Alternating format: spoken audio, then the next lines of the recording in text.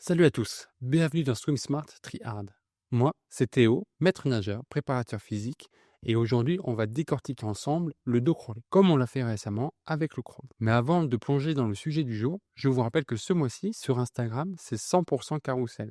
Chaque jour à 10h30, je publie un post ultra complet avec des conseils précis pour progresser en natation. Si vous voulez encore plus d'astuces et d'exercices pratiques, foncez voir ça. Dans cet épisode, on va voir pourquoi varier les nages est essentiel, comment bien exécuter chaque mouvement en dos, comment optimiser votre respiration et votre placement de tête, et surtout, je vais vous donner plusieurs exercices et astuces concrètes pour améliorer votre technique. Et comme d'habitude, c'est un échange. À la fin de l'épisode, je veux votre avis. Est-ce que vous préférez que la prochaine nage décortiquée soit la brasse ou le papillon? Vous pouvez répondre au sondage sur Spotify ou me le dire en commentaire. Allez, c'est parti. Beaucoup de nageurs se concentrent exclusivement sur le crawl, pensant que c'est la nage la plus utile. Et oui, c'est une nage efficace et dominante en triathlon. Mais se limiter au crawl, c'est se priver de toute une palette d'améliorations possibles. Déjà, nager plusieurs nages permet de développer des repères plus variés. En multipliant les expériences, on améliore sa proprioception, c'est-à-dire la capacité du corps à se situer et à s'adapter dans l'eau. Plus vous alternez les mouvements, plus vous affinez votre contrôle et votre ressenti aquatique. Ensuite, varier les nages évite la monotonie et maintient la motivation. Se contenter du crawl, c'est comme aller à la salle de sport et faire toujours le même exercice. Au bout d'un moment, la progression ralentit et l'ennui s'installe. Enfin, en dos, le problème de la respiration disparaît complètement. Beaucoup de nageurs ont du mal avec la gestion du souffle en dos, ce souci n'existe pas. L'accès à l'air est permanent, ce qui permet de travailler son relâchement et sa fluidité, ainsi que son alignement, sans avoir à se soucier du timing respiratoire. Le dos crawlé est une nage alternée, c'est-à-dire que les bras ne se déplacent pas de façon symétrique. Ils se déplacent en opposition. Contrairement au crawl où la respiration est un facteur clé à gérer, ici tout repose sur l'équilibre et la propulsion. Tout commence par l'entrée dans l'eau. La main entre par le petit doigt, bras tendu. Il doit d'ailleurs effleurer l'oreille lors du passage. Cet alignement permet une entrée fluide et évite toute résistance inutile. Quand la main s'enfonce dans l'eau, l'épaule travaille et accompagne le mouvement. C'est à ce moment-là qu'on plie légèrement le coude pour trouver une meilleure prise d'appui. Un bras rigide perd de son efficacité dans l'eau. En orientant bien la paume de main vers les pieds, on maximise la propulsion. La poussée doit accélérer progressivement.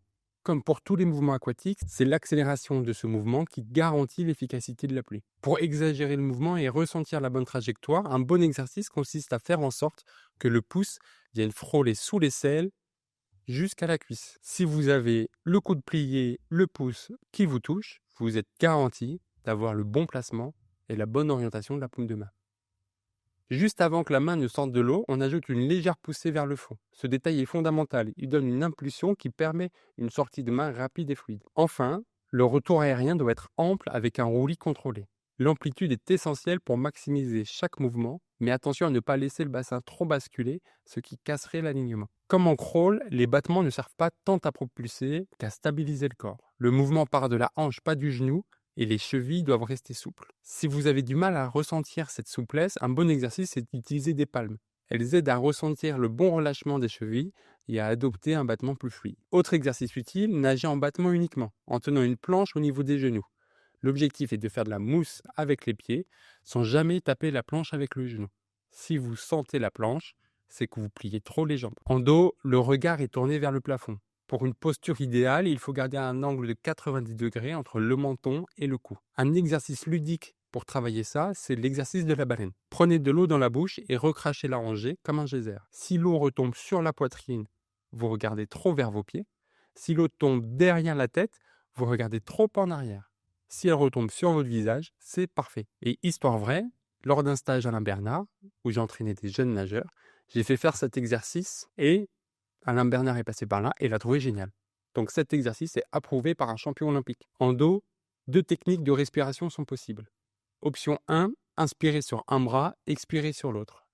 L'avantage, c'est que c'est une oxygénation régulière. L'inconvénient, c'est que l'expiration doit être brève et forte. L'option 2, ça va être d'inspirer sur le bras gauche et le bras droit, puis expirer sur le bras gauche et le bras droit. C'est plus simple à gérer, mais si vous prenez une vague au mauvais moment, ça peut être un peu plus compliqué. Si vous avez souvent l'impression d'être à bout de souffle en dos crawlé, c'est probablement parce que vous n'expirez pas assez. Une astuce marrante, chanter une chanson, ça vous forcera à souffler correctement et à prendre un bon rythme respiratoire. Voilà, vous avez maintenant toutes les clés pour perfectionner votre dos crawlé. On a vu comment bien exécuter chaque phase du mouvement, comment placer la tête et optimiser la respiration. Et je vous ai partagé plusieurs exercices pratiques pour progresser efficacement. Si vous voulez un accompagnement plus personnalisé, une visio pour analyser votre nage et booster vos progrès, n'hésitez pas à me contacter. Le lien est dans la description. Et maintenant, à vous de décider. Quel nage veut-on analyser dans le prochain épisode? La brasse pour arrêter la brasse des mamies ou le papillon parce que le papillon, c'est quand même stylé. Répondez directement au sondage sur Spotify ou dites-moi en commentaire. Si cet épisode vous a plu, pensez à le partager avec un ami et à vous abonner pour ne pas rater la suite. Vous pouvez aussi noter cet épisode et le podcast.